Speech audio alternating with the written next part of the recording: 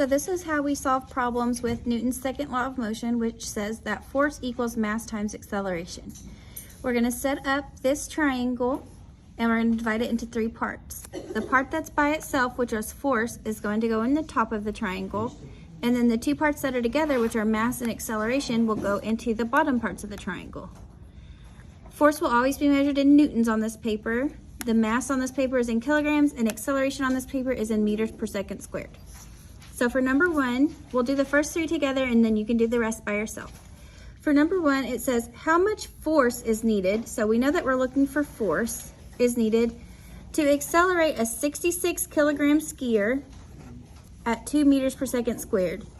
So the 66 kilograms, if I look up here, I know that that's mass, so that's going to be M.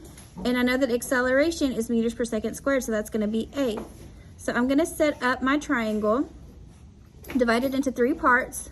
Force is the variable that we don't know, so we're going to leave it as F. Mass is 66 kilograms, and acceleration is 2. This implies that I'm going to multiply here, and then these would be divided.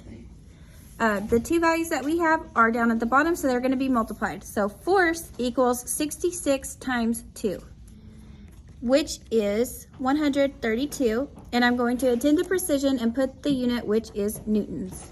Then I'm going to put a square around my answer and move on to the next problem. The next problem says, what is the force? So I'm looking for force on a 1,000 kilogram elevator, which is mass, that is falling freely at 9.8 meters per second squared, which is acceleration.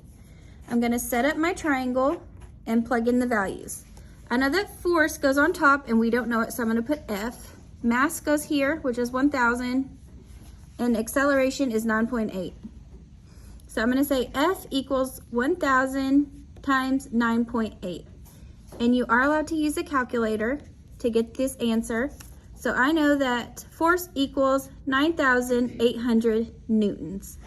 Now we'll put a square on my answer and move on. It says on number 3, what is the acceleration?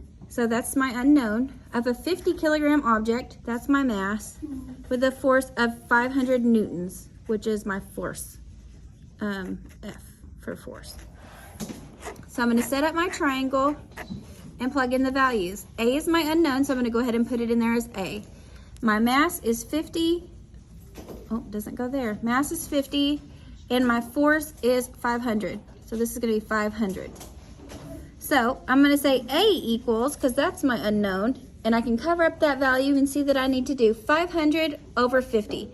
500 will go in the top of the fraction, 50 goes in the bottom. It looks just like it does here. This is on top, I draw a line, this is on bottom.